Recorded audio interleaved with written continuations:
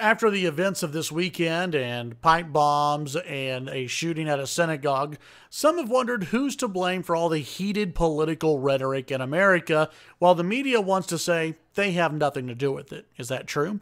Hey everybody, I'm Chad Hasty, host of the Chad Hasty Show. Cheers weekday mornings, 8:30 to 11 a.m. Central Time on News Talk 95.1 FM and 790 AM KFYO. Over the weekend, of course, you had the arrest of the Trump supporter and what looks to be kind of a nut job, a guy with a long rap sheet, who was arrested on Friday because he was the one who mailed those either fake or real. We never really got a 100% answer on this.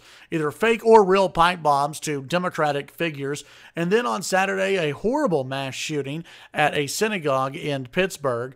And it seemed as though every piece that you saw after those events was about how President Trump was to blame for all the heated rhetoric going on in America and that he's the one who needs to dial it all back, not only Trump, but the Republicans as well. So is it really President Trump who has driven this hateful rhetoric in the United States? Let's talk about that.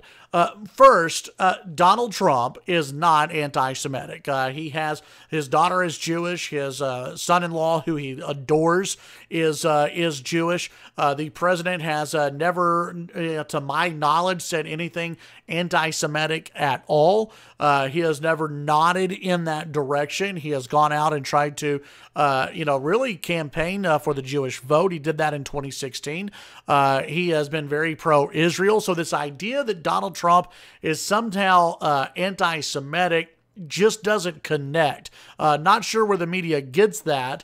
And this idea that Donald Trump is urging people to commit acts of violence in his name is also stupid. I mean, you've got to be a special kind of stupid to believe that Trump is masterminding all of this and is directing his followers to carry out attacks. I don't remember any time at a presidential rally where President Trump came out and said, you know what you really want to do? You want to bomb CNN, okay? You really, really want to get a bomb and send it to them. I don't remember the president ever doing that. Has the president criticized CNN? Yeah, absolutely. Does he call them fake news? Does he say the fake news is the enemy of the people? Yeah. Now, is that harsh language to say that the fake news media is the enemy of the people? You could say that, but you could also say that the fake news does drive a lot of people in this country to hate this country and to hate this president. And the news media overall in this country has been anti-Trump 100%. Just about 99.9% of the time since the guy was sworn in, and actually before that, the media has been 99.9% anti-Trump. If they would have, given Trump the coverage that they gave Barack Obama, Trump's approval numbers would probably be at around 60% right now. But instead, it's all anti-Trump all the time. Remember, the news media, they're the ones who said that Trump was going to start World War III with North Korea, that Trump was going to crash the economy, that Trump was going to do all of these bad, bad things. And again, point to someone whose life is worse now than it was 3 or 4 years ago outside of Hillary Clinton. Her life probably a little bit worse now than it was 3 or 4 years ago.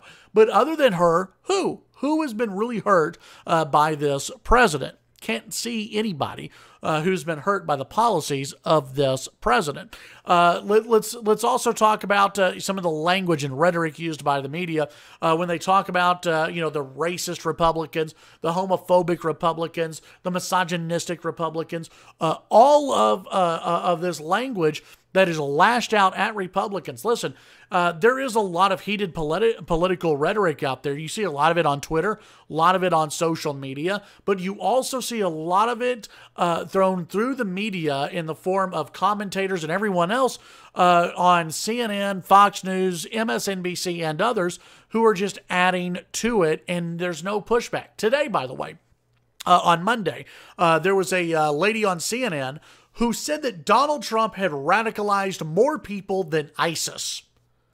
Yeah. She's comparing Donald Trump to ISIS, the Islamic extremist group, who would just go through and murder people for absolutely no reason at all, and that Donald Trump had radicalized more people than ISIS ever did. And she got no pushback whatsoever from Jake Tapper on CNN. Now, I know Jake Tapper, he's trying to be the moderator here, play it right down the middle, but these moderators get more involved in presidential debates and congressional debates than they do in these panels. push back on these folks and say that they're wrong for comparing Trump to ISIS, for comparing Trump to Hitler. I don't know how many pieces I've seen in the last few days that have done that.